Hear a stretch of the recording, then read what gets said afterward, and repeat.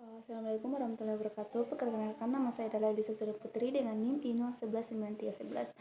Adapun anggota kelompok saya yang terdiri dari Arjuna, Harselin, kemudian ada Sudartawan dan juga Fadlia.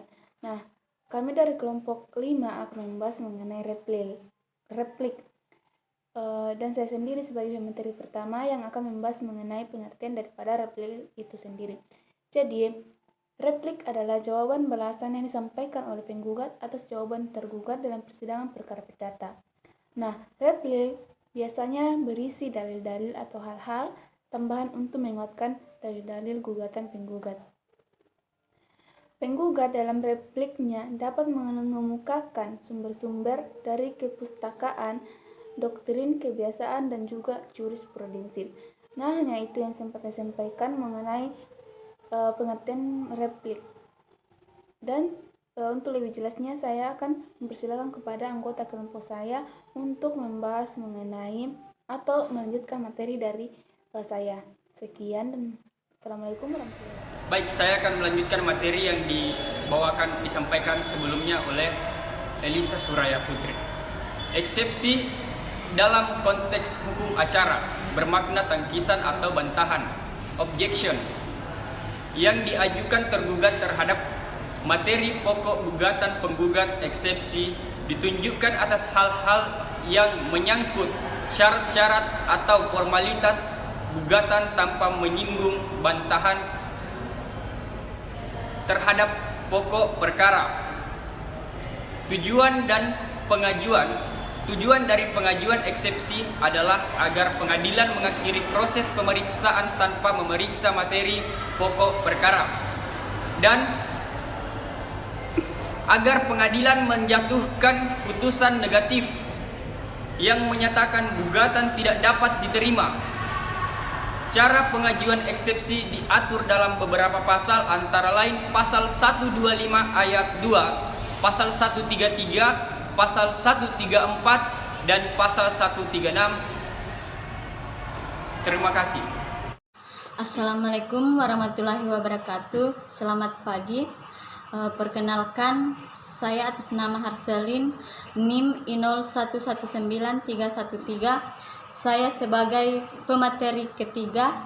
Di sini saya akan menjelaskan tentang perbedaan tata cara dalam mengajukan eksepsi merujuk pada pasal-pasal yang telah dibawakan oleh pemateri kedua tersebut. Terdapat perbedaan tata cara dalam mengajukan eksepsi, yaitu sebagai berikut.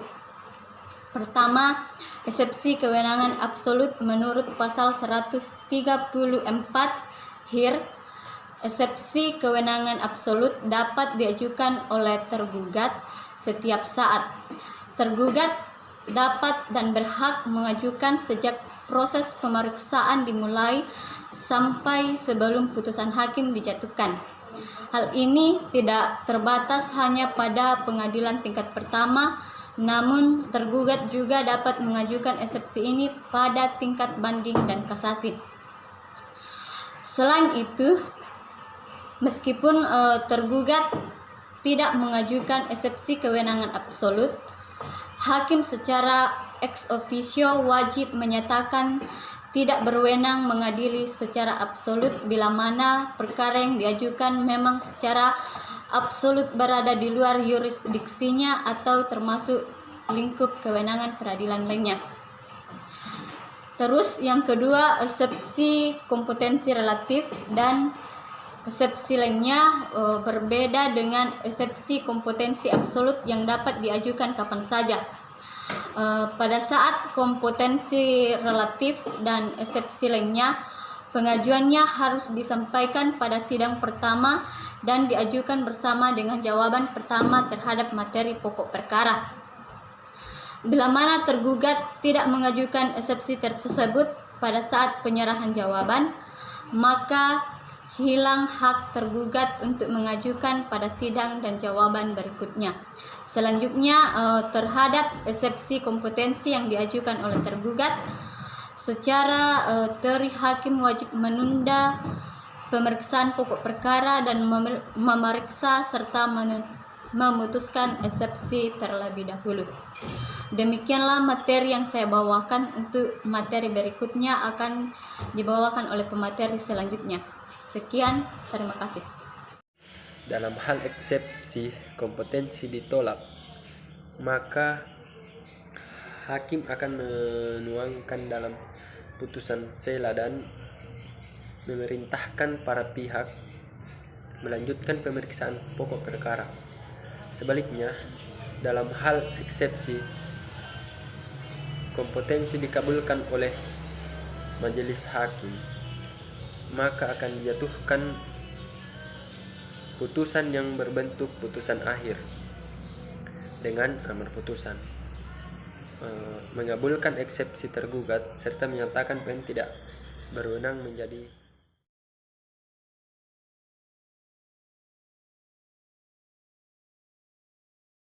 Baik, Assalamualaikum warahmatullahi wabarakatuh.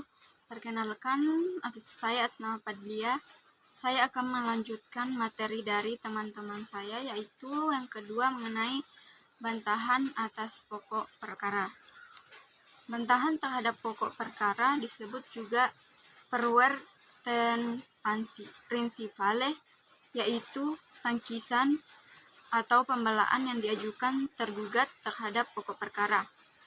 Esensi dari bantahan terhadap pokok perkara berisi alasan dan penegasan yang sengaja dibuat dan dikemukakan tergugat, baik dengan lisan atau tulisan, untuk melumpuhkan kebenaran dalil gugatan yang dituangkan tergugat dalam jawaban. Sangkalan disampaikan dalam jawaban berdasarkan ketentuan pasal 121 ayat 2 HIR. Suatu bantahan dalam sebuah jawaban berisi tentang ketidakbenaran dan kebenaran dalil penggugat. Isi dari jawaban penggugat dapat berupa: yang pertama, jawaban penggugat disertai alasan-alasan yang rasional dan objektif, pasal 113. Yang kedua, membenarkan sebagian atau seluruh dalil-dalil gugatan penggugat, pasal 164 HIR dan pasal 1866 KUH Perdata. Kemudian yang ketiga, membantah dalil gugatan atau bantahan terhadap pokok perkara atau perwerten principale, atau melumpuhkan kekuatan pembuktian tergugat yang disertai dengan alasan-alasan kebenaran dalil gugatan atau peristiwa hukum yang terjadi, pasal 113. Keempat, tidak memberi pengakuan maupun bantahan dengan menyerahkan sepenuhnya kepada hakim atau reverte en het oordeel des dalam jawaban. Sekian dari saya, wabillahi taufiq wal hidayah. Assalamualaikum warahmatullahi wabarakatuh.